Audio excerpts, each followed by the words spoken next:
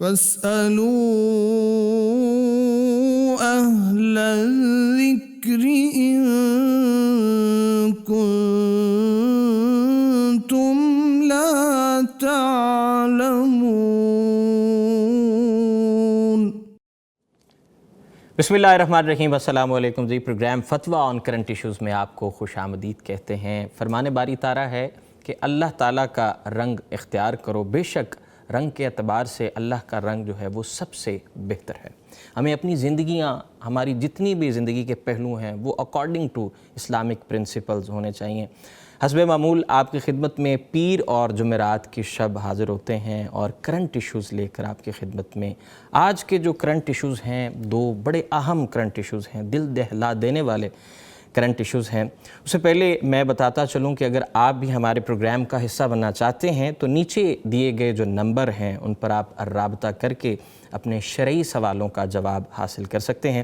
Programme کا باقاعدہ آغاز کرتے ہیں۔ آج کی جو پہلی سٹوری ہے جو میں آپ سے شیئر کروں کہ لاہور موٹر وے پہ ایک مقام ہے بھیرا، وہاں پر ایک فیملی جس میں ایک گاڑی میں 5 لوگ سوار تھے اور ایکسپائری جوس پینے کی وجہ سے ان کی حالت خراب ہوتی ہے، جن میں سے 4 لوگ جو ہے وہ جان کی بازی ہار جاتے ہیں اور ان میں سے ایک شخص جو ہے بچ جاتا ہے۔ پہلا سوال، پہلی سٹوری یہ ہے، اسی سے متعلق پہلا سوال کریں گے اور اس کے بعد جو دوسری سٹوری میں آپ سے ڈسکس کرتا چلوں کہ فیصل آباد کے علاقے میں ستیلی ماں نے جو ہے وہ 12 سالہ بیٹی پر بدترین تشدد کیا۔ اسی حوالے سے میں اپنے جو ہمارے گیسٹ ہیں، مہمانان ہماری جو گیسٹ اپیرنس ہیں ان کا تعارف کرواتا چلوں۔ مفتی عبدالولی خان فضیلت الشیخ اور دوسری جانب مفتی نعمان صاحب۔ سر بہت شکریہ دامن وقت میں گنجائش نکالنے کا۔ سر آج کی جو 2 سٹوریاں ہیں دونوں ہی دل دہلا دینے والی سٹوریاں ہیں۔ سب سے پہلے تو یہ جو موٹر وے کے قریب یہ جو معاملہ، بلکہ موٹر وے پر ایک مقام ہے بھیرا، سروس ایریا ہے، وہاں پر یہ معاملہ پیش آیا ہے۔ ایکسپائری ڈیٹ جوس پینے کی وجہ سے 4 لوگ جو ہے وہ جان کی بازی ہار چکے ہیں اور ان میں سے جو ایک شخص بچا اس نے یہ ذکر کیا کہ ہم نے جوس اور سینڈوچ پیے تھے، جس کے بعد جو ہے ایک جو ہے اس کو کوئی الٹیاں آئیں، وہ کہہ آنے کے بعد وہ بہتر ہوگی اس کی حالت، لیکن جو 4 لوگ تھے وہ جان کی بازی ہار گئے۔ اسی حوالے سے سب سے پہلے تو یہ بتا دیں کہ چیزیں بیچنے میں غفلت کے نتیجے میں کسی کی موت ہو جائے تو ذمہ دار کے خلاف اسلامی تعلیمات میں اس کی سزا کیا ہے، اور یہ جو معاملہ آج والا ہوا ہے یہ تو جتنی بھی اس کی مذمت کی جائے ہم سب کو خیال کرنا چاہیے، ان چیزوں کو لے کر اوور پروٹیکٹیو ہونا چاہیے۔ مفتی صاحب اس پہ کتاب و سنت کی روشنی میں کیا جو ہے آپ کا ٹیک ہے؟ الحمدللہ والصلاة والسلام علی رسول اللہ، اما بعد۔ یقیناً یہ ایک افسوسناک واقعہ ہے اور قابل مذمت بھی ہے جو لوگ اس کے سبب بنے ہیں۔ تو پہلی بات تو یہ ہے کہ ہر بندے کو خود اپنی حفاظت، اپنی جان کے حوالے سے، تمام معاملات کے حوالے سے محتاط رہنا چاہیے، چکنا رہنا چاہیے۔ بالخصوص کھانے پینے کے اشیاء میں ایسی غفلت نہیں ہونی چاہیے۔ بندے کو چیک کرنا چاہیے کہ وہ یہ جو جوس ہے یا کھانے ہیں یہ ایکسپائر تو نہیں ہو چکے۔ تو پہلی بات بندے کی اپنی ذمہ داری ہے۔ وَلَا تُلْقُوا بِأَيْدِيكُمْ إِلَى التَّهْلُكَةِ، اپنے آپ کو ہلاکت میں مت ڈالو۔ اس میں اسی بات کی طرف اشارہ ہے کہ محتاط رہو۔ وَلَا تَقْتُلُوا أَنفُسَكُمْ، اپنے آپ کو قتل مت کرو۔ تو دوسری طرف پھر وہ لوگ جو ایسی چیزیں فروخت کرتے ہیں ان کی ذمہ داری ہے کہ اشیاء جو کھانے پینے کی اشیاء ہے ان میں بالخصوص بہت توجہ سے کام لے اور اپنی جو اشیاء ہے کھانے پینے کے ان کو چیک کرے، ایکسپائر تو نہیں ہوئی۔ یہ مال کی جو ہے نا حرص اور رغبت اور ہوس، اس کی وجہ سے یہ لوگ اندھے ہو چکے ہیں۔ ہم سب کا یہی حال ہے کہ مال آ جائے، جس طریقے سے بھی آ جائے، لوگوں کی جان چلی جائے، لوگوں کا نقصان ہو جائے، جو بھی ہے، لیکن ہماری یہ چیز فروخت ہو جائے اور ہمیں چند پیسے مل جائے۔ تو یہ ظلم ہے اور ایک شیطانی طریقہ کار ہے جو اختیار کیا جا رہا ہے اور اس کے نتیجے میں اس طرح کے افسوسناک واقعات پیش آتے ہیں۔ یہ جو معاملہ پیش آیا ہے، حادثہ پیش آیا ہے، تو یہ میری دانش کے مطابق، فہم کے مطابق یہ قتل بسبب ہے۔ جی جس کو قتل جاری مجرائے خطا کہتے ہیں. یعنی اگر دکاندار کو، اس اسٹور والے کو ان چیزوں کا پتہ نہیں تھا اور پھر بھی اس نے اس طرح کی چیزوں کو فروخت کر کے لوگوں کو یہ نقصان ہوا تو یہ قتل جاری مجرائے خطا ہے. قتل بالسبب اور قتل بالخطا یہ دونوں کا ایک ہی مطلب ہے، یعنی قتل بے سببن ہے اور قتل جاری مجرائے خطا ہے. یعنی قتل خطا کے قائم مقام ہے، قتل خطا ہی کی طرح ہے. تو جب یہ قتل خطا کی طرح ہے تو اس صورت میں ان پہ دیت لازم ہے.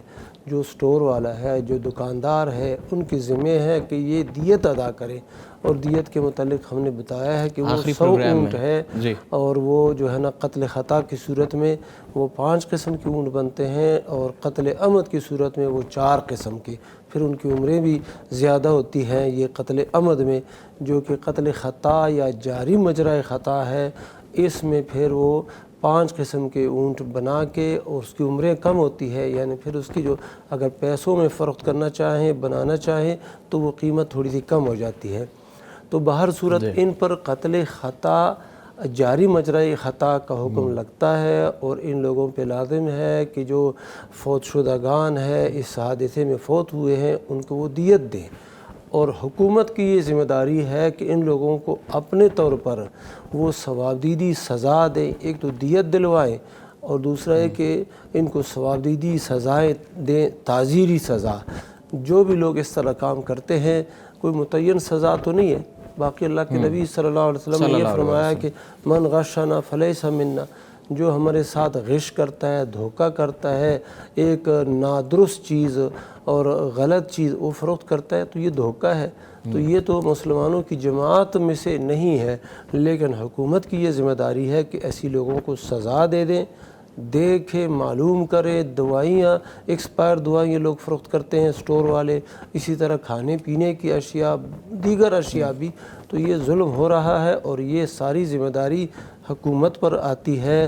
اس کے ساتھ ساتھ پھر بندے کی اپنی بھی ذمہ داری ہوتی ہے کہ وہ ان چیزوں کو دیکھ کے لے، لیکن بعض اوقات وہ لیبل ہی بدل دیتے ہیں. تو یہ ظلم در ظلم ہے. تو یہ معلوم کون کر سکتے ہیں؟ اہل حکومت.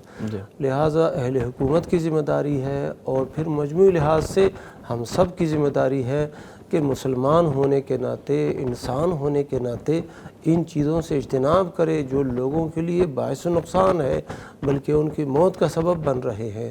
اللہ تعالیٰ آسانی فرمائے.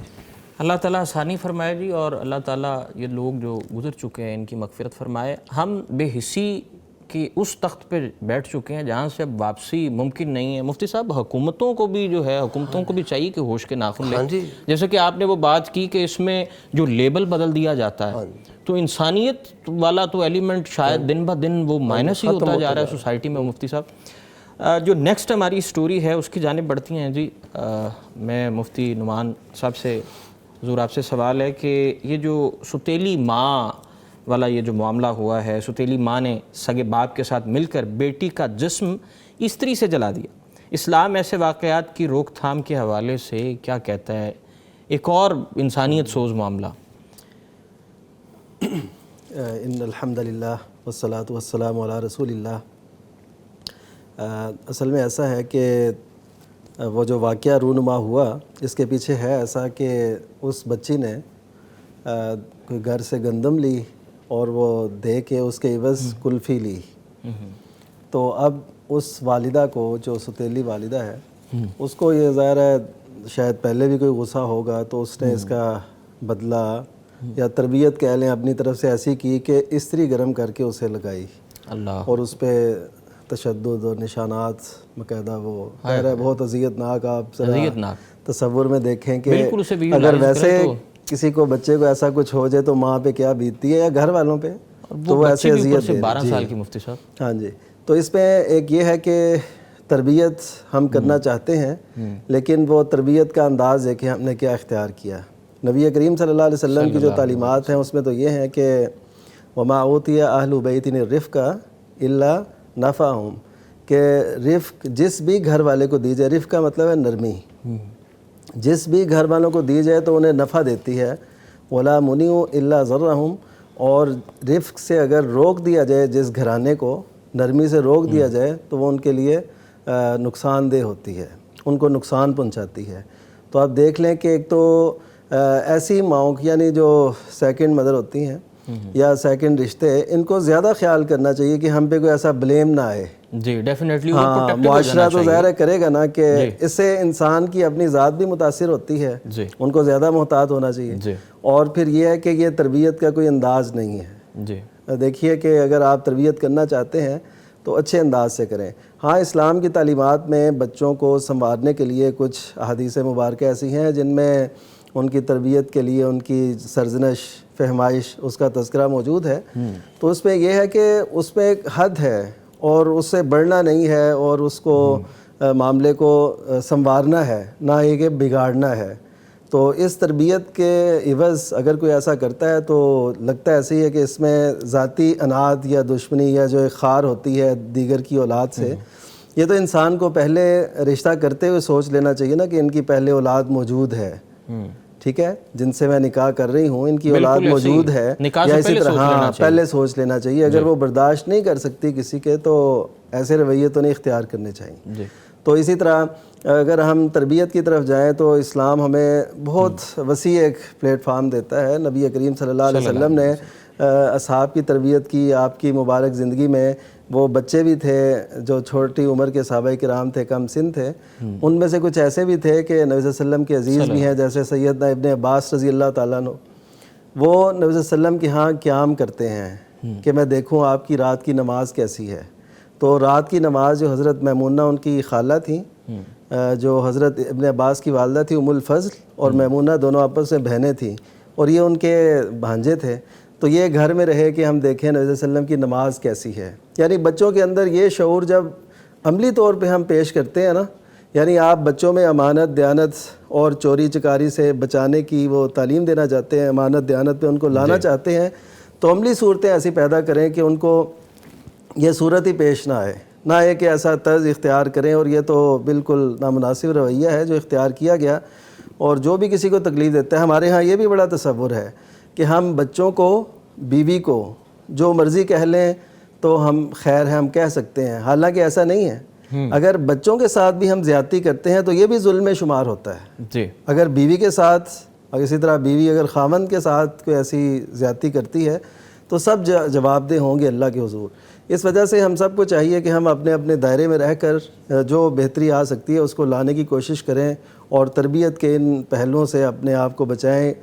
تربیت وہ کریں جس کا عملی جو ہے اظہار بھی ہو، اور بچوں کی جو زندگی پر اچھے اثرات بھی مرتب ہوں۔ جی مفتی صاحب، وہ اس میں ایک پہلو آپ نے ذکر کیا کہ اگر سیکنڈ میرج ہے تو خاتون کو زیادہ اوور پروٹیکٹیو ہونا چاہیے کہ اب ان کی پیرنٹنگ جو ہے وہ جتنی بہتر کی جا سکے تاکہ لوگ سوال نہ کریں، سوسائٹی میں جو ہے یہ تاثر نہ جائے کہ دوسری ماں ہے اور بعض اوقات ایسی مثالیں سامنے آئیں، وہ کہتے ہیں جی یہ جو ستیلی ماں ہے نا، انہوں نے بالکل ہمیں اپنی والدہ کی طرح رکھا۔ بعض مثالیں ایسی سنی، اس میں کوئی شک نہیں مفتی صاحب۔ ایسے بھی ہوتا ہے۔ ایک اضافہ میں بھی کر دوں۔ جی بالکل ایڈ ہو۔ بعض اوقات ایسے ہوتا ہے کہ یہ جو ستیلی ماں ہوتی ہے بچوں کی، یا ان کی جو ہے نا بھابھی ہوتی ہے، تو وہ جو ان کی نندیں ہوتی ہیں یا ستیلی اولاد ہوتی ہے، ان کے ساتھ بہت زیادہ یعنی محبت اور تربیت کا، جیسے کہ مفتی صاحب نے فرمایا۔ جابر رضی اللہ تعالیٰ عنہ ایک صحابی جلیل ہیں، ان کی 9 بہنیں تھیں۔ جب ان کے والد ماجد شہید ہوئے، جابر بن عبداللہ رضی اللہ عنہ، تو پھر ان کی شادی ہو گئی۔ 6 بہنیں ابھی گھر پہ تھیں۔ تو نبی صلی اللہ علیہ وسلم نے دیکھا کہ غزوے سے واپس آ رہے تھے، تو انہوں نے جلدی کی کہ مدینہ میں پہنچ جاؤں، نئی شادی ہوئی تھی۔ تو نبی صلی اللہ علیہ وسلم نے پوچھا کیا بات ہے جابر، جلدی کر رہے ہو؟ تو انہوں نے کہا کہ میں نے شادی کی ہے۔ اس نے کہا کس سے کی ہے؟ بکر ہے یعنی کنواری ہے یا کہ شوہر دیدہ ہے؟ انہوں نے بتایا کہ شوہر دیدہ ہے۔ تو اللہ کے نبی صلی اللہ علیہ وسلم نے کہا کہ بکر سے کر لیتے، کنواری سے کر لیتے، نوجوان ہو۔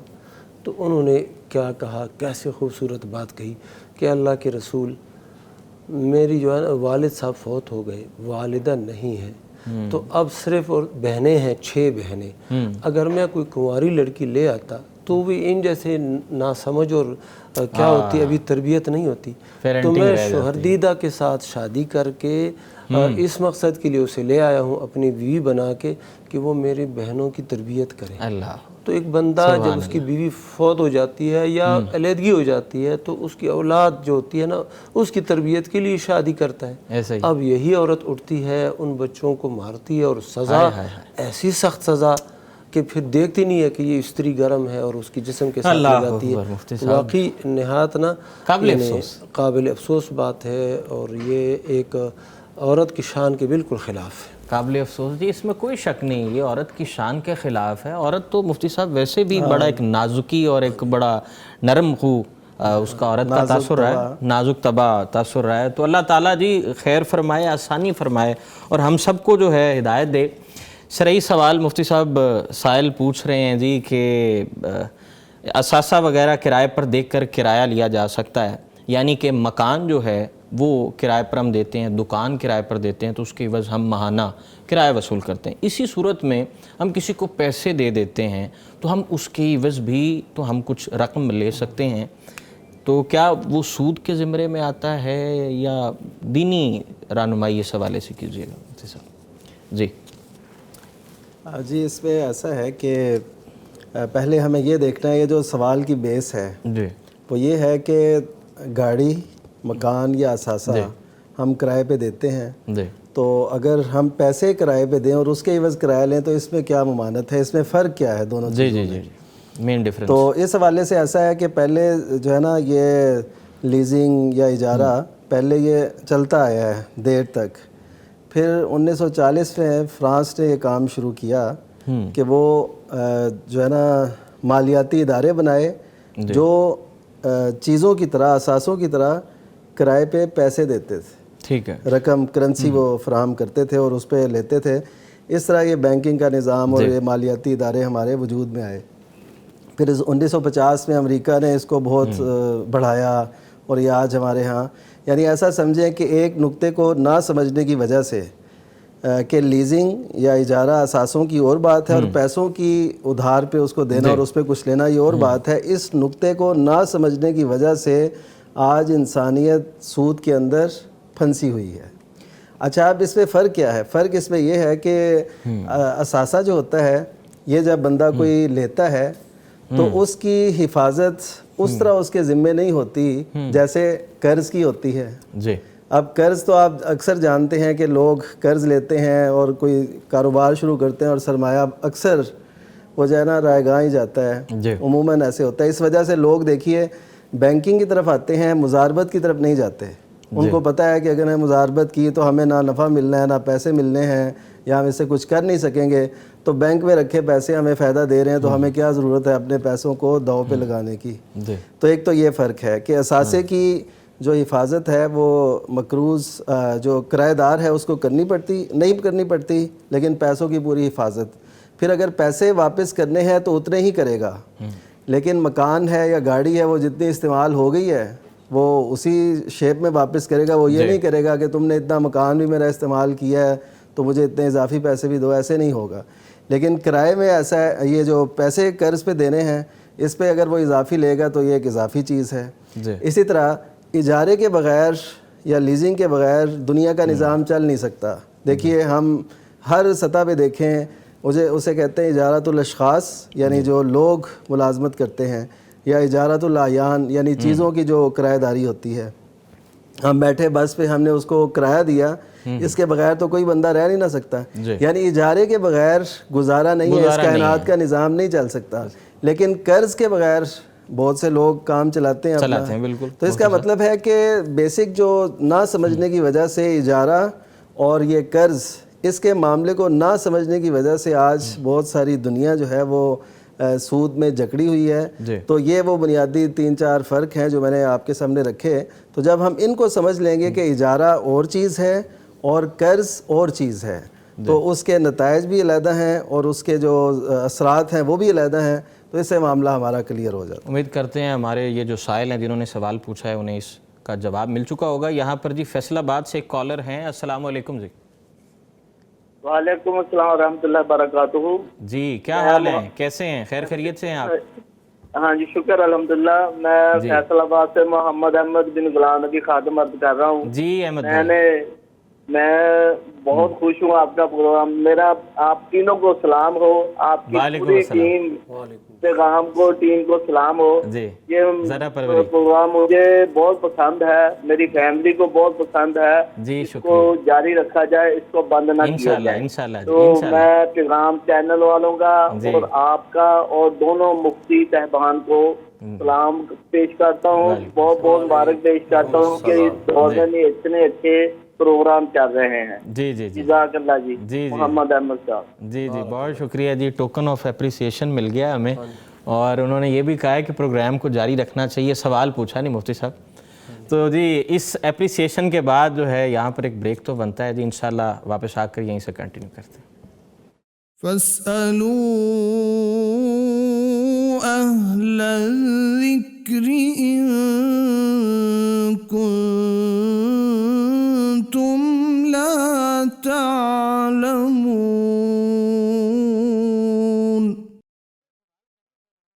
فاسألوا أهل الذكر إن كنتم لا تعلمون.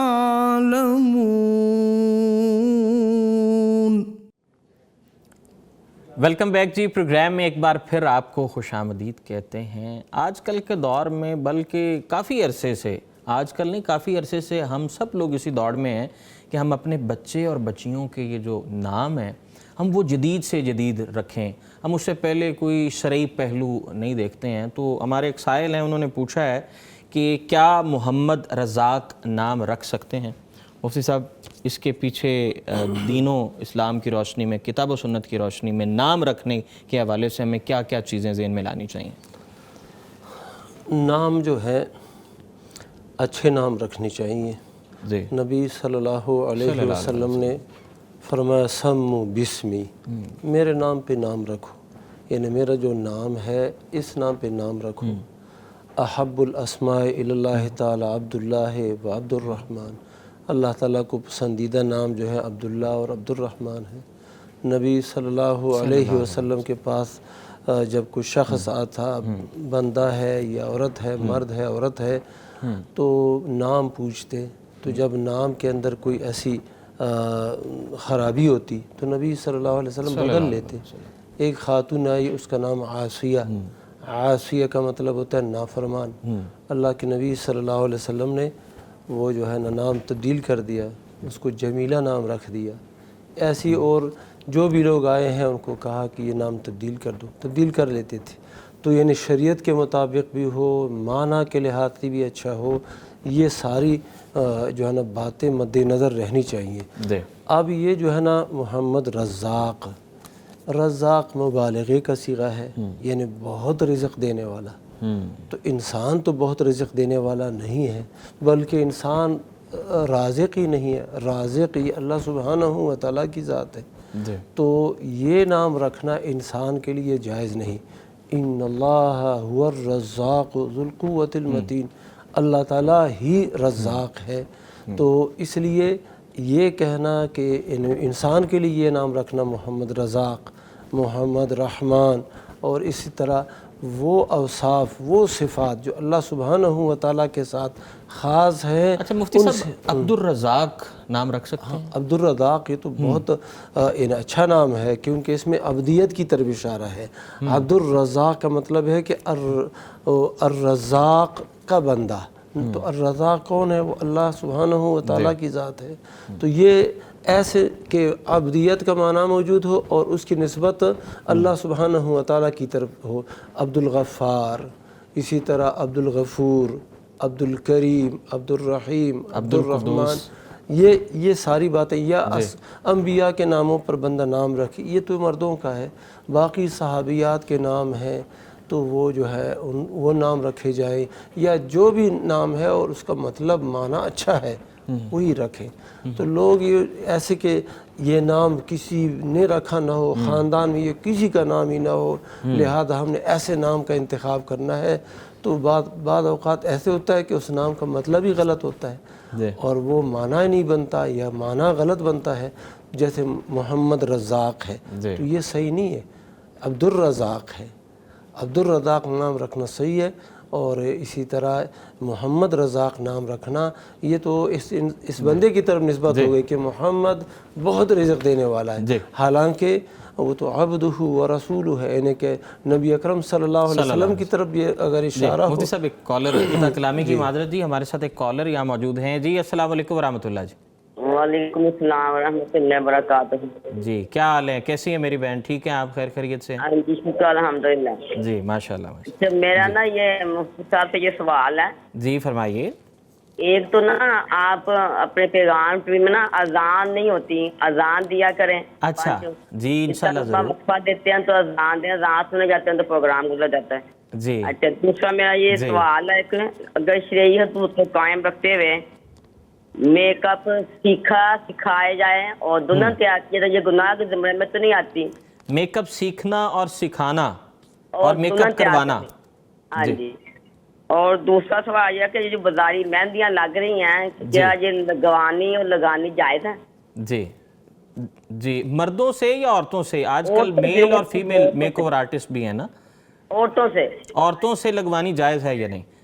جی جی بہت شکریہ، جی بہت شکریہ میری بہن۔ جی مفتی نعمان صاحب اس پر روشنی فرمائیے کہ کتاب و سنت کی روشنی میں آج کل کیونکہ فیمیل اور میل میک اوور آرٹسٹ ہیں مارکیٹ میں، تو خواتین بچیاں جاتی ہیں۔ ہاں ظاہر ہے جو خواتین کے لیے میک اپ کے لیے ہو وہ خواتین ہی ہونی چاہیے، پہلی تو یہ بات طے ہے، ایک بات طے ہے بالکل۔ تو اس میں دوسری بات یہ ہے کہ شریعت اجازت دیتی ہے عورت کو بناؤ سنگار کی، کہ جیسے نبی صلی اللہ علیہ وسلم نے بھی فرمایا کہ یہ جو ہے نا عصمت سرما، اس کے متعلق فرمایا کہ یہ یجل البصر وینبت الشعر، کہ یہ آنکھ کو تیز کرتا ہے اور یہ جو پلکوں کے بال ہے نا یہ اگاتا ہے۔ سبحان اللہ۔ اب پلکوں کے بال کا تعلق ظاہر ہے حسن سے ہے، اس کا کوئی اس کے علاوہ تو جمال سے ہے۔ تو جب نبی کریم صلی اللہ علیہ وسلم کی زبان مبارک سے اتنے بھی الفاظ آ جائیں تو وہ ہمارے لیے ایک رہنمائی فراہم کرتے ہیں۔ اسی طرح قرآن مجید میں کہا گیا اوَمَن يُنَشَّأُ فِي الْحِلْيَةِ، کہ جو زیوروں میں پروان چڑھی یعنی عورت، تو عورت کا جو ہے نا اس کی فطرت میں، اور اس سے امید بھی یہی ہوتی ہے اس سے نئے گھر میں جانا ہے، جی جب اس نے اپنے خامند کے لیے جانا ہے تو یہ بنے سنورے، تو یہ اس سے امید بھی ہوتی ہے اور اس کو ایسا ہونا بھی چاہیے۔ لیکن اس میں جو غیر شرعی امور ہیں وہ ایک علیحدہ ٹاپک ہے، اس پہ پھر انشاءاللہ جب ہماری یہ بہن پوچھ رہی ہیں کہ کیا اس کی تعلیم دینا اور تعلیم دلوانا، یعنی کہ بیوٹی پارلر والیاں جو آنٹیاں ہیں یا بچیاں ہیں وہ سکھاتی ہیں اور سکھانے کے ساتھ ساتھ آگے بھی لوگ سیکھتے بھی ہیں، اس پہ ذرا یہ تو اب کی بات ہے نا، فرعون کی وہ خادمہ ماشطہ، اس کا نام ماشطہ کا مطلب ہوتا ہے کنگھی کرنے والی، ٹھیک ہے، فرعون کی جی ماشطہ جی طا کے ساتھ، ٹھیک ہے، تو وہ فرعون کی جو تھی نا، فرعون کی بیوی کی جو تھی کنگھی کرنے والی، اس سے وہ گری نا کنگھی جب، تو اس نے بسم اللہ کہا، تو یہ خبر پھر فرعون کے پاس پہنچی اور اسے قتل کروایا گیا، شہید کروایا گیا، اس کی کنگھی پھیرنے والی کو، ماشطہ کو۔ تو وہ دیکھیں وہ یعنی اس دور سے چلا آ رہا ہے اور اس دور میں بھی ہے اور اس سے پہلے بھی تھا، تو اس کا مطلب ہے کہ سیکھنا سکھانا ظاہر ہے آج ہر کام جو ہے نا منظم ہو گیا، پہلے جو کام اتنے وہ منظم طریقے سے نہیں ہوتے تھے، اب سارے کام جیسے اکاؤنٹس دیکھ لیں، جیسے سرحدوں کی حفاظت دیکھ لیں، اب وہ باقاعدہ طور پہ ہوتی ہے، پہلے اس طرح نہیں تھی، تو اب ہر کام جو ہے نا منظم ہو گیا، تو منظم کرنے کے لیے پھر ظاہر ہے اس کو سیکھنا سکھانا بھی جائز ہوتا ہے، جو کام شرعاً جائز ہے تو اس کو سیکھنا سکھانا آگے بڑھانا وہ بھی جائز ہوتا ہے۔ لیکن میں پھر ایک دفعہ کہوں گا کہ اس میں جو ناجائز امور ہیں ان سے بہرحال ہمیں ضرور بچنا ہے، اس میں کئی چیزیں ہیں، اب وہ ظاہر ہے تفصیل طلب ہے، لیکن ان کا جو بنیادی سوال ہے کہ بیوٹیشین کا فن یہ سیکھنا سکھانا یہ جائز ہے، اس میں جو غیر شرعی امور ہیں وہ نہ ہوں، اور اس طرح عورتیں مردوں سے ایسا نہ کروائیں، اس طرح مہندی لگنا، کیونکہ نبی صلی اللہ علیہ وسلم نے جو اجازت دی عورت کے لیے وہ یہ ہے کہ وہ ایسی خوشبو لگا سکتی ہے جس میں رنگ ہو۔ حضرت عبد الرحمن بن عوف رضی اللہ تعالیٰ کی شادی ہوئی نا، تو ان کی شادی کا پتہ نبی کریم صلی اللہ علیہ وسلم کو ان کے جسم پر لگے ہوئے زرد رنگ سے ہوا، کیونکہ وہ عورت شادی ہوئی نا تو ان کی اہلیہ کا کچھ رنگ انہیں بھی لگ گیا، تو نبی صلی اللہ علیہ وسلم نے پوچھا کہ تم نے شادی کر لی ہے؟ تو انہوں نے کہا جی، تو آپ نے فرمایا کہ ولیمہ کرو اگرچہ ایک بکری کیوں نہ ہو۔ تو اس کا مطلب یہ ہے کہ بناؤ سنگار عورت کا اور مہندی لگنا یا کوئی ایسے رنگ یہ شریعت کے اندر جائز ہے۔ یہ مفتی صاحب خواتین جو ہیں اپنے خاوند کے لیے بننا سنورنا، اس پر دین اسلام کیا ہاں، یہ کہتا ہے؟ تو اسے مطلوب ہے کہ قرآن مجید میں کہا گیا کہ وہ زینت اپنی کسی کے لیے ظاہر نہیں کرتی مگر کر سکتی مگر اپنے خاندوں کے لیے۔ اور جو خواتین نہیں بنتی سنورتی ہیں آج کل کے دور میں، خواتین مصروف ہوتی ہیں، ورکنگ وومن ہیں، ان کے پاس یہ بھی جواز ہوتا ہے کہ جی ہم کام کریں یا بننے سنورنے میں یا بچوں کو سنبھالنے میں ٹائم گزاریں، تو اس پر کیا؟ اس میں پتہ ہے کیا ہے یہ بات، یہ پھر وہی خواتین ہوتی ہیں جو بعد میں شکوہ گناہ ہوتی ہیں کہ خاوند مجھے پوچھتا ہی نہیں ہے، جی تو ان کو بھی بن سنور کے رہنا چاہیے۔ اور عموماً ہم دیکھتے ہیں کہ جب عورتیں باہر جاتی ہیں تو کچھ نہ کچھ لگا لیتی ہیں، بالکل نخرہ بخرہ اور کر کے، ہاں جی جب گھر ہوتی ہیں تو میلی سی رہتی ہیں یا وہی کپڑے اور اسی طرح کے لیکن میں نے جو اچھی خواتین ہیں وہ اس بات کا پورا خیال رکھتی ہیں کہ میں جس کے لیے ہوں اس کے لیے میں بن سنور کے رہوں اور اس کو خوشی فراہم کروں، اور اس طریقے سے ان کا بڑا اچھا زندگی کا سفر گزرتا ہے۔ جی مفتی صاحب، اس پر آپ کا کیا ٹیک ہے کہ جناب یہ جو بننے سنورنے والا جو کانسیپٹ ہے؟ یہ عبداللہ ابن عباس رضی اللہ تعالیٰ عنہما کی روایت ہے، وہ کہتے ہیں جس طرح میں پسند کرتا ہوں کہ میری بیوی میرے لیے مزین ہو، زینت اختیار کرے، ایسے مرد کو بھی مزین ہونا چاہیے، خوبصورت ہونا چاہیے۔ یہ جو زیورات ہیں یہ عورتوں کے ساتھ لازم چیزیں ہیں، تو ان سے بھی حسن دوبالا ہو جاتا ہے۔ اسی طرح یہ سرما لگانا یا کوئی اور سرخی لگانا، یہ ایسی چیزیں ہیں کہ اس میں نکھار پیدا ہو جاتا ہے، تو یہ مطلوب ہے اور خواتین کو اس کا بہت زیادہ خیال رکھنا چاہیے۔ میں ایک اور چیز آپ سے جاننا چاہوں گا کہ جو مرد میلے کو چلے رہتے ہیں، ٹھیک ہے، ان کی خواہش ہوتی ہے کہ بیوی تو بن سنور کر رہے، تیار ہو کر رہے، تو وہ خود نہیں، خود بھدے سے نظر آئیں گے میلے کو چلے، اس کے بارے میں کیا؟ اللہ سبحانہ و تعالیٰ نے پہلے تو یہ فرمایا وَعَاشِرُوهُنَّ بِالْمَعْرُوفِ، عورتوں کے ساتھ معاشرت کرو دستور اور قانون کے مطابق، اور پھر فرمایا وَلَهُنَّ مِثْلُ الَّذِي عَلَيْهِنَّ بِالْمَعْرُوفِ، ان عورتوں کے لیے بھی وہی حقوق ہیں جو ان عورتوں کی ذمہ مردوں کے لیے ہیں۔ جی، تو جیسے مرد چاہتا ہے کہ اس کی بیوی پاک صاف ستھری رہے، تو اسی طرح وہ خاوند بھی ایسا ہی ہو، وہ خاوند نسوار نہ کھائے، سگریٹ نہ پیے، اسی طرح میلے کچیلے کپڑے نہ پہنے، بیوی کے سامنے آ جائے تو ایک متاثر کن خوشبو محسوس ہو۔ اور یہ جو صورت ہوتی ہے کہ مرد آتا ہے اور پتہ نہیں کس انداز میں نہ تو مسواک کرتے ہیں نہ برش لگاتے ہیں۔ یہاں پر ایک کالر ایڈ کر لیں، پھر یہیں سے کنٹینیو کریں گی۔ جی السلام علیکم، کون کہاں سے؟ جی وعلیکم السلام، میں یاسر ٹیکسا سے بات کر رہا ہوں۔ جی کیسے ہیں یاسر بھائی، خیر خیریت سے ہیں آپ؟ سر شکر ہے اللہ پاک، الحمدللہ، ماشاءاللہ جی، اللہ تعالیٰ خیر فرمائے۔ جی فرمائیے۔ میں نے مفتی صاحب سے یہ پوچھنا ہے کہ یہ جو سنت ہیں، جس طرح 2 فجر کی ہیں، 6 ظہر کی ہیں اور 2 مغرب کی ہیں، 2 عشاء کی ہیں، جی تو یہ غیر موقع ہیں، یہ اگر بندہ مصروفیت کی وجہ سے یا تھکاوٹ کی وجہ سے نہ پڑھ سکے، غیر موقع سنت، جی ہاں جی سنت موقع نہ پڑھ سکے، تو اس بارے میں کوئی گناہ تو نہیں ہے؟ جی ذرا تفصیلاً جواب دے دیں۔ جی بہت شکریہ جی، آپ ہمارے پروگرام میں شامل ہوئے۔ جی جی مفتی صاحب، یہ جو غیر موقع سنت والا معاملہ ہے، جی اس پر روشنی فرمائیے۔ حدیث میں آتا ہے اللہ کے نبی صلی اللہ علیہ وسلم نے محشر کے دن کے متعلق فرمایا کہ سب سے پہلے حساب ہوگا نماز کے متعلق، جی تو نماز کے متعلق فرائض کے متعلق پوچھا جائے گا۔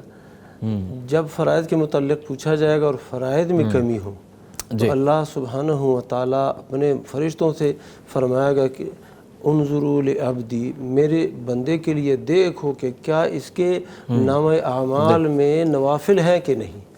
تو جب دیکھا جائے گا نوافل یعنی فرض نمازوں کے علاوہ جو نمازیں ہیں وہ نوافل ہیں، چاہے ان کو ہم سنت مؤکدہ کہیں یا غیر مؤکدہ کہیں، تو غیر یہ فرض کے علاوہ نمازیں ہیں کہ نہیں، جب وہ دیکھ لیں کہ ہاں انہوں نے تو سنتیں پڑھی ہیں، نوافل پڑھے ہیں، تو اللہ سبحانہ و تعالیٰ فرمائے گا کہ ان نوافل کو فرائض کی جگہ میں رکھو اور پھر سارے اعمال اسی، زکوٰۃ کا بھی یہی معاملہ، حج کا بھی یہی معاملہ، روزوں کا بھی یہی معاملہ، یہ نوافل کے ساتھ اس کمی کو پورا کر دیا جائے گا۔ تو یہ جو نوافل ہیں یا سنن ہے، سنت مؤکدہ، یہ معمولی نہیں ہے، یہ نہایت اہم ہے۔ اور حدیثوں میں یہ بھی آتا ہے کہ جو 12 رکعت یہ رواتب سنت سنن مؤکدہ پہ دوام کرتا ہے، اللہ سبحانہ و تعالیٰ اس کے لیے جنت میں گھر بنا دیتا ہے۔ ام حبیبہ رضی اللہ تعالیٰ عنہا کی یہ روایت ہے۔ تو یہ بہت اہم ہے۔ ہاں یہ ہے کہ یہ فرض نہیں ہے، یہ ہے سنت۔ اگر کسی وجہ سے، تھکاوٹ کی وجہ سے یا مثلا اور کوئی زیادہ مصروفیت ہو گئی ہے، مہمان آ گئے ہیں، اور ان اسباب کی وجہ سے بندہ کبھی یہ نہ پڑھے نا، تو یہ گناہگار نہیں ہے، اس کی پکڑ نہیں ہوگی۔ ہاں اس کو چھوڑنا نہیں چاہیے۔ بعض لوگوں نے نا سنت کو چھوڑتے ہیں، وہ کہتے ہیں کیوں چھوڑتے ہو؟ تو وہ کہہ دیتے ہیں سنت ہے نا۔ تو سنت تو پڑھنے کے لیے ہے، سنت تو ادا کرنے کے لیے ہے، چھوڑنے کے لیے نہیں ہے۔ تو چاہیے کہ اس کا اہتمام کرے ہم سب۔ ہاں کوئی ایسی حالت ہو، تھکاوٹ کی حالت ہو اور باقی کوئی سخت مصروفیت کی حالت ہو، فرض بندہ پڑھ لے، وہ نہ چھوڑے، سنتیں چھوڑ لے تو کوئی حرج نہیں ہے انشاءاللہ تعالی۔ انشاءاللہ تعالی جی اللہ تعالیٰ جو ہے ہمیں 5 وقت کی نماز ادا کرنے کی توفیق عطا فرمائے۔ یہاں ہوا ہے جی وقت بریک کا۔ بریک پر جانے سے پہلے ہم آپ سے یہ ذکر بلکہ بتانا چاہیں گے کہ ہمارا جو پروگرام ہے یہ پیر اور جمعرات کی شب ہوتا ہے، اور پیر اور جمعرات کو جو روزہ رکھنا، اس کی فضیلت جو ہے، اس کا ثواب بہت زیادہ ہے۔ ہم اپنے اس پلیٹ فارم سے آپ میں دینی ذوق اجاگر کرنے کی کوشش کرتے رہتے ہیں۔ بریک سے واپس آ کر انشاءاللہ مزید جو ہے یہ آپ کے اور ہمارے جو سوالات ہیں اس کا سلسلہ آگے بڑھائیں گے۔ فَاسْأَلُوا أَهْلَ الذِّكْرِ إِن كُنتُمْ لَا تَعْلَمُونَ فَاسْأَلُوا أَهْلَ الذِّكْرِ إِن كُنتُمْ لَا تعلمون۔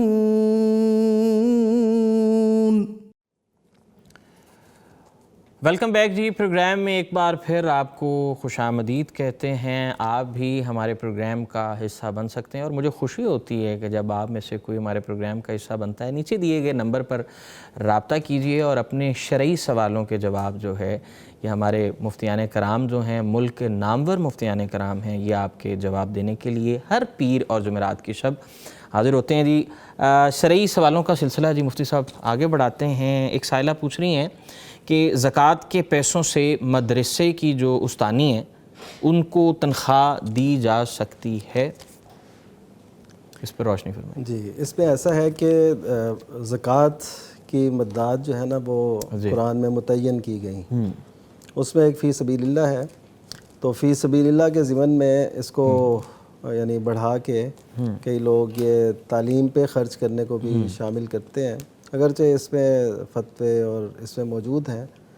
تو بہرحال یہ ہے کہ اگر کوئی دوسرا سورس نہیں ہے اس علاقے میں، اس ایریے میں، اور زکوٰۃ ہی کی مد ہے، پھر تو اس پہ خرچ کیا جا سکتا ہے، کیونکہ اس تعلیم کے لیے بھی کچھ چلانا ہے۔ بعض اوقات حالات ایسے ہوتے ہیں کہ نہیں بن پا رہا ہوتا۔ خصوصاً یہ جو سوال ہے اس کے پس منظر میں کچھ میرے علم میں ہے یہ بات کہ یہ انہوں نے اگر بہن بھائیوں نے مل کے ایک مدرسہ سمجھے اس کا آغاز کیا، پہلے وہ بند پڑا تھا، تو وہ یہ چاہ رہے تھے کہ ہم اس کو کسی طریقے سے سٹارٹ کریں۔ پھر آہستہ آہستہ ہوتا ہے، جب کام چلتا ہے لوگ ہر قسم کے معاون مل جاتے ہیں، تو ابتدائی طور پر اگر ان کو تنخواہ دینے کے لیے زکوٰۃ کے علاوہ میسر نہیں ہے تو اس میں سے وہ دے سکتے ہیں، یہ ان کے لیے جواز ہے۔ بہرحال یہ ہے کہ اگر ضرورت مند ہوں پھر تو کوئی اس پہ شک نہیں ہے، یعنی استانی یا ٹیچر فیمیل جو ہیں وہ اگر ضرورت مند ہیں، یعنی ان کا گزر بسر اس لیول کا نہیں ہے، تو اگر پھر تو کوئی اختلاف نہیں ہے اس میں، پھر تو دے سکتی ہیں۔ اسی طرح ان پیسوں سے، زکوٰۃ کے پیسوں سے وہ دعوت وغیرہ کرنا یا ان کو گفٹ لے کے دینا، یہ میرا خیال اتنا مناسب نہیں ہے۔ تو تو تنخواہ کی مد میں اگر یہ خرچ کریں تو یہ ٹھیک ہے. تنخواہ کی مد میں خرچ کریں تو ٹھیک ہے. یعنی ہر چیز میں مفتی صاحب بیلنس بہت ضروری ہے، اور دین اسلام بھی ہمیں بیلنس جی ظاہر ہے. اس سے پھر وہ یہ ہوتا ہے کہ ہاں جی اس میں پھر وہ جو اصل معاشرے کا جن کا حق ہے کہ ان پہ خرچ کیا جائے وہ لوگ پھر محروم رہ جاتے ہیں اگر ہم ان مدات میں ان کو نہیں لاتے. یعنی جو غریب ہیں، مسکین ہیں، ضرورت مند ہیں، حاجت مند، نادار لوگ، اصل تو زکوٰۃ ان کا حق ہے. تو جب ایسی مدات میں ہم خرچ کرتے ہیں تو وہ پھر ان کے محروم رہنے کا اندیشہ ہوتا ہے. تو بہرحال یہ دین کے لیے، تعلیم کے لیے خرچ کرنا، اس کے بھی جواز کے فتوے موجود ہیں. جی آرٹ اور یہ زمانہ ہے، لٹریچر کا زمانہ ہے، تصاویر کا زمانہ ہے، نقش گر موجود ہیں، لوگ بڑے بڑے پیسے دیتے ہیں تصویروں کھینچنے والے جو لوگ ہیں. ویڈنگز پہ جو ہے باقاعدہ طور پر اہتمام کیا جاتا ہے، مختلف ایونٹس کی تصاویر بنائی جاتی ہیں اور وہ تصاویر گھروں میں لگائی بھی جاتی ہیں. اور اس کے ساتھ ساتھ پیرالل ہمارے گھروں میں ایسی تصاویر بھی ہوتی ہیں جو کہ ہم باہر سے خریدتے ہیں، پینٹنگز، جہاں سے ایک میسج جو ہے وہ کنوے ہو رہا ہوتا ہے. مفتی عبدالولی صاحب، آپ سے سوال یہ ہے کہ یہ جو گھروں میں تصاویر لگائی جاتی ہیں، ان کی لٹکی ہوئی یہ جو تصاویر ہوتی ہیں، تو یہ جس کمرے میں لگی ہوں اس کمرے میں نماز ہو سکتی ہے؟ چاہے کہ وہ کوئی تصویر ہے، کسی شخص کی تصویر ہے، چاہے وہ کوئی پورٹریٹ بنا ہوا ہے، چاہے وہ کوئی بھی کسی بھی تصاویر پر کوئی نقش بنایا گیا ہے، یا کوئی گھوڑے کی تصویر ہے، یا اس طرح کی کوئی جو تصاویر ہیں آرٹ سے منسلک ہیں، اس طرح کا سلسلہ جو ہے اس پہ شرعی رہنمائی کیجیے. ایک تو یہ ہے کہ تصویر ایک جاندار کی ہوتی ہے ذی روح، اور ایک غیر ذی روح. کوئی درخت ہے، گھر ہے، دریا ہے، پہاڑ ہے، ان چیزوں کی تصویریں ہوتی ہیں. ایک جاندار یعنی شخص ہے، انسان ہے، کوئی حیوان ہے، ان چیزوں کی تصویریں. تو جو ذی روح اشیاء کی تصویریں ہیں ان سے اجتناب کرنا لازم ہے. یہ نوح علیہ السلام کی قوم میں شرک کی جو ابتدا ہوئی وہ بھی اسی تصویر اور مجسموں کے رکھنے سے ہوئی تھی. وہ بخاری شریف میں حدیث ہے کہ جب نیک لوگ تھے اس قوم کے، بڑے نیک لوگ، وہ فوت ہو گئے تو قوم بہت زیادہ غمگین ہو گئی. انہوں نے پھر کیا کیا، شیطان ان کے پاس آیا اور کہا کہ کیوں غمگین ہوتے ہو، ان بزرگوں کی تصویریں بناؤ، یعنی مجسمے بناؤ، جہاں پر آپ بیٹھتے ہیں، عبادت کرتے ہیں، وہاں پر رکھو. تو انہوں نے ایسا ہی کیا. تو پھر ان کو دیکھتے تھوڑا سکون ہو جاتا ہے، اطمینان ہو جاتا. جب وہ لوگ گزر گئے، فوت ہو گئے، بعد والی نسل آ گئی اور علم بھی مٹ گیا، تو لوگوں نے کہا جو عبادت گاہوں میں، مساجد میں یہ جو مجسمے رکھے ہوئے ہیں تو ہمارے آباء و اجداد انہی کی بات کرتے تھے. وہ شرک کی ابتدا یہاں سے ہو گئی. تو یہ نہیں ہونا چاہیے. تصویریں کھینچنا ایک تو ہے نا بلا ضرورت، اس سے اجتناب ہی بہتر ہے اور اجتناب ہی کرنا چاہیے. ایک ضرورت وہ اور چیز ہے. پھر کمروں کے اندر اس طرح تصویریں لٹکانا، بالخصوص قبلے کی دیوار میں، تو یہ جو ہے نا زیادہ عیب والی بات ہے اور کراہت والی بات ہے.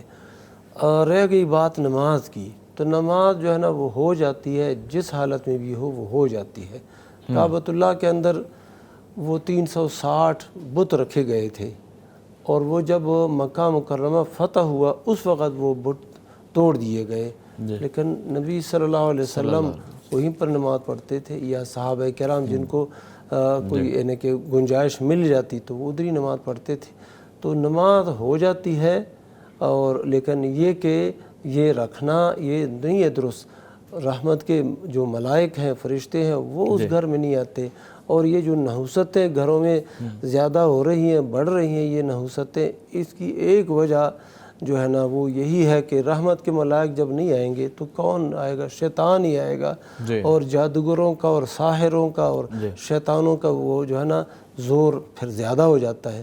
تو اس لیے اجتناب کرنا چاہیے. باقی نماز باہر صورت ہو جاتی ہے. اللہ تعالیٰ جی ہمیں دینی رنگ اختیار کرنے کی توفیق عطا فرمائے. جی گجرات سے ایک کالر ہیں. السلام علیکم ورحمۃ اللہ.